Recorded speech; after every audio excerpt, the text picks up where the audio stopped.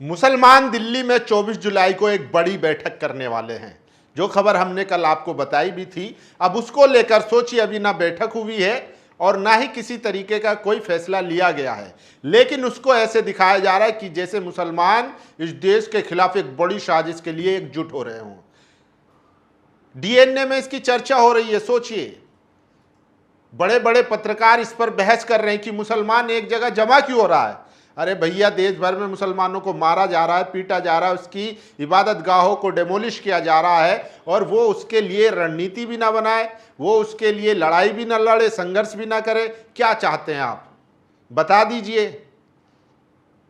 उसको prime time में debate का हिस्सा बना लिया गया। सोचिए, मीटिंग क्या है वो हम आपको बता चुके हैं, फिर से बता देता हूं। 24 तारीख को Indian Muslim for civil rights के तहत एक बड़ी बैठक होने वाली है, जिसमें जो बुलडोजर कार्रवाई चल रही है या जिस तरीके से मदरसों को बंद किया जा रहा है, उसको लेकर तमाम मुस्लिम समाज, उसमें बड़े बड़े नेता संस्था जो है शामिल होंगे। असदुद्दीन ओवैसी है, सलमान खुर्शीद है, मोहिबुल्ला नदवी साहब हैं जो रामपुर से सांसद हैं, इसके अलावा जमात इस्लामी है, जमात अहले हदीस है, जमीयत उलमा है। तो तमाम जमातें जमा होंगी और कोई निर्णय लेने का फैसला लेंगी, जिसमें यह भी कहा जा रहा है कि वो नॉन कॉरपोरेशन मूवमेंट भी चला सकती है, यानी कि चुनाव का बहिष्कार भी कर सकते हैं। लेकिन इसको ऐसे दिखाया जा रहा है कि जैसे पता नहीं देश में मुसलमान एक साजिश करने वाले हो। सोचिए, लेकिन इन तथाकथित मीडिया की जबान जब नहीं खुलती है, जब आरएसएस, बजरंग दल और विश्व हिंदू परिषद जैसे संस्थान एक साथ जमा होकर हथियार उठाकर कस्में खाते हैं, मुसलमानों के बायकाट का ऐलान करते हैं, उनको सबक सिखाने की बात करते हैं, उनके नरसंहार की बात करते हैं। सोचिए, वहीं मदरसों को बंद किया जा रहा है ये कहकर कि वहां पर आतंकवाद की शिक्षा दी जाती है, जबकि एक भी ऐसा कोई सबूत नहीं है कि मदरसे से कोई ऐसा प्रूफ मिला हो या एविडेंस मिला हो जहां पर इस तरीके की शिक्षा दी जाती हो। लेकिन ऐसी तमाम संस्थाएं हैं जो छोटे छोटे बच्चों को हथियार चलाना सिखा रही है, उसकी वीडियो सोशल मीडिया पर वायरल है। अब जो खबर बता रहा हूं वो खबर अगर आप सुनेंगे तो आप भी चौंक जाएंगे, और चौंकना भी चाहिए और सावधान भी होना चाहिए। ये खबर देखिए, ये खबर है, सोचिए, टीचर जो है आपके बच्चों को पिकनिक के नाम पर कैसे संघ की शाखा में ले जा रहे हैं, कैसे उनका ब्रेन वॉश करने की कोशिश कर रहे हैं, यह खबर आपको जाननी चाहिए। लेकिन हर अभिभावक जो है वो संघी हो, ये जरूरी नहीं है।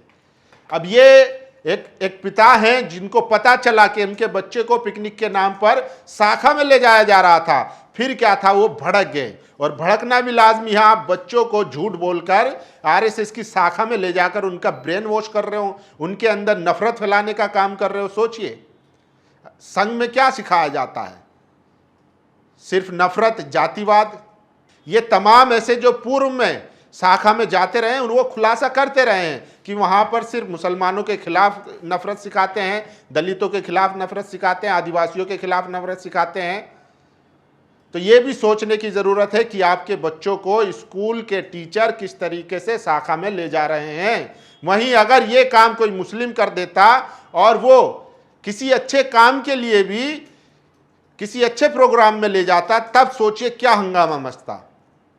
लेकिन आज पूरी तरीके से तमाम सरकारी संस्थाओं पर, क्योंकि आरएसएस की सरकार है, बीजेपी की सरकार है, पूरा कब्जा है, तो कोई कहने और सुनने वाला नहीं है। लेकिन ऐसे में अभी भी ऐसी जनता बची हुई है जो सच के साथ खड़ी है और इन नफरती गैंग से मुकाबला कर रही है। ये पिता जो है ये लड़ पड़े और इन्होंने टीचर को सुनाने का भी काम किया।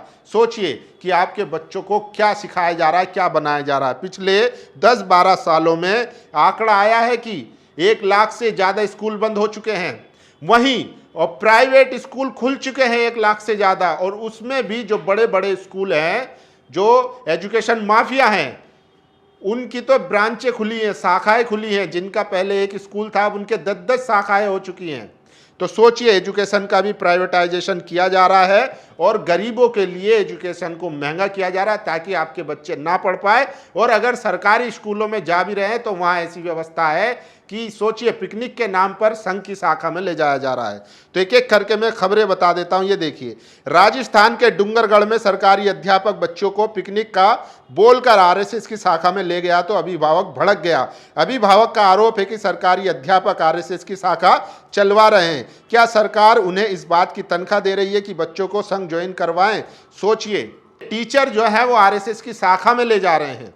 आरएसएस क्या है, जिसका ना कोई रिकॉर्ड है, ना उसका कोई प्रूफ नहीं है, जो रजिस्टर्ड नहीं है, उसके लिए बच्चों को ले जाया जा रहा है। ये सबसे बड़ी खबर है। और सोचिए, बीजेपी की सरकार बनते ही जहां जहां सरकार बनती है वहां वहां कैसे नागरिकों का दमन किया जाता है वो समझने की जरूरत है। मालदा की सोशल मीडिया क्रिएटर मूसू यास्मीन को बंगाल पुलिस ने गिरफ्तार कर लिया। यास्मीन सोशल मीडिया पर राजनीति से जुड़ी वीडियो बनाती है और इन्हीं में से एक वीडियो को लेकर यास्मीन पर आरोप है कि एक वीडियो में उसने अमित शाह पर कोई टिप्पणी की थी, जिसको लेकर लोकल बीजेपी नेताओं की शिकायत पर यास्मीन को गिरफ्तार कर लिया गया है। सोचिए, सवाल पूछने पर एफआईआर दर्ज होती है और आपको जेल में डाल दिया जाता है। ये अब घर घर की कहानी बन चुकी है।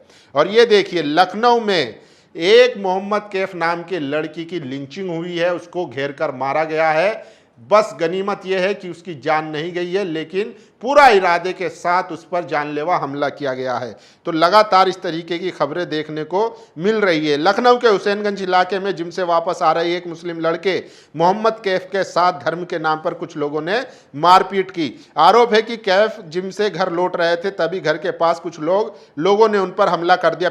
पीड़ित परिवार का आरोप है कि हमलावरों ने पहले उनके साथ गाली गलौज की, फिर धर्म और जाति को लेकर आपत्तिजनक बातें कही। तो ये खबर सबसे ज्यादा वायरल है। और सोचिए कैसे बार बार लगातार मुसलमान अगर दिल्ली में बैठक करता है उस पर हो रहे अत्याचारों के खिलाफ, तो उसको मीडिया कहता है कि देखिए मुसलमान जमा हो रहे हैं। वहीं दूसरी तरफ तमाम तथाकथित जो धर्म रक्षक हैं, हिंदू संगठन है, वो खुलेआम मुसलमानों को गालियां दे रहे हैं, उनके नरसंहार की बात कर रहे हैं। उनके खिलाफ कोई एक्शन नहीं है और ना ही मीडिया में खबरें बनती है। अगर एक भी हिंदू को किसी जिहादी या विधर्मी ने परेशान किया या लव जिहाद करने का दुस्साहस किया तो हिंदूवादी दल अपने असली रूप में आएगा और मुंह तोड़ जवाब देगा। दिल्ली के रोहतास नगर शादरा में 21 जून को हिंदूवादी दल के हनुमान चालीसा कार्यक्रम के दौरान एक हिंदूवादी सिख नेता ने आरोप लगाया कि राजधानी में विधर्मी हिंदुओं को परेशान कर रहे हैं, उनके घरों पर कब्जा कर रहे हैं और नशा बेच रहे हैं। उन्होंने चेतावनी दी कि अगर कोई जिहादी या विधर्मी किसी हिंदू को परेशान करता है,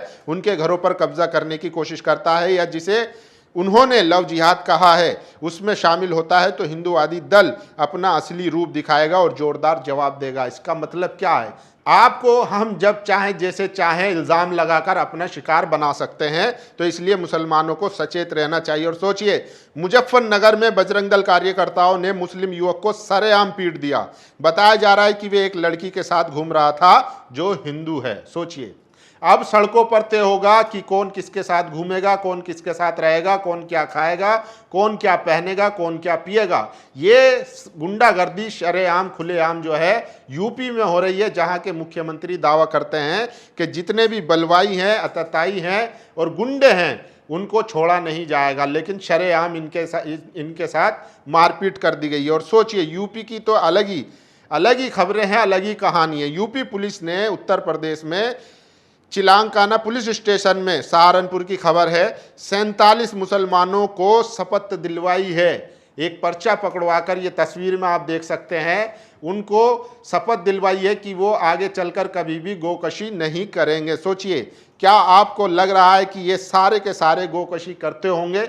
लेकिन चूंकि पुलिस में भी एक होड़ लगी हुई है कि सरकार को ज़्यादा से ज़्यादा खुश करना है, और जाहिर सी बात है तो इसलिए इस तरीके की वीडियो बनाकर सोशल मीडिया पर वायरल की जाती है। और देखिए, महाराष्ट्र में चोरी के शक में 3 मुस्लिम नाबालिग बच्चों से बेरहमी, पेड़ और खंभों से बांधकर बेरहमी से पीटा, मारपीट करने वालों पर केस दर्ज। चलो, शुक्र है कि कम से कम केस दर्ज हुआ, वरना तो केस दर्ज तक नहीं होता है। लेकिन किस तरीके से बच्चों को मारा जा रहा है, पीटा जा रहा है, ये खबर भी सबसे ज़्यादा वायरल है। और देखिए, लास्ट में वो खबर, दिल्ली में आगामी 24 जुलाई को दिल्ली में Indian Muslim for civil rights संगठन की ओर से एक महत्वपूर्ण बैठक आयोजित की जा रही है, जिसमें देश के मौजूदा हालात और मुस्लिम समुदाय से जुड़े मुद्दों पर विस्तार से चर्चा होगी। इस बैठक में कांग्रेस के सलमान खुर्शीद, एमआईएम के असदुद्दीन ओवैसी, सपा सांसद मोहिबुल्लाह नदवी साहब, विभिन्न राजनीतिक दलों के मुस्लिम सांसद शामिल होंगे। साथ ही जमीयत उलमाए हिंद के मौलाना अरशद मदनी व मौलाना महमूद मदनी, जमात इस्लामी, जमात अहले हदीस और all India Muslim personal law board जैसे प्रमुख संगठनों के प्रतिनिधि भी हिस्सा लेंगे।